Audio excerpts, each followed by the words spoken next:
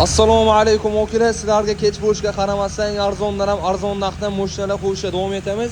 Hop, bugungi video obzorimizda 1986-yilda ishlab chiqarilgan VAZ 2106 mashinamizni obzor qilib beramiz okalar. Hop, mashinamiz ko'rib turganingizda ideal holatda o'tiribdi, orqa taraflari ham. Hop, mashinamizni birma-bir navorotlarga keladigan bo'lsa, mashinamizni ponni shunga qilib qo'yilgan. Hop, to'rttadan yumshoq yaxshi bo'ladigan to'qib qo'yilgan. Hop, yo'ldan bakovoylar bor mashinamizda 0 litr o'ynali. Ichki salonlari ham mashinamiz ideal holatda bo'lib turibdi. Abshuklar qismlari ham, torpeda holatlari ham yangi Jigulilarga o'xshab turibdi. Mashinamiz okalar ko'rishingiz mumkin. Ichki salonlari ham, hop, chexollar bor, ko'ringlar bor. Xullas mashinamiz orasiz faqat haydaysiz degan joyda. Orqa taraflari ham, shitrlari ham cho'lisan qilib qo'yilgan.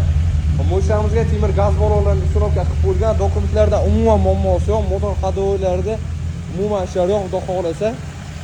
Shunaqa bir ikkita joylardan ozgina narsa o'zingizga uchun bir qator qaratib olasizlar. Mashinamiz tom nafas ponni bo'yoq.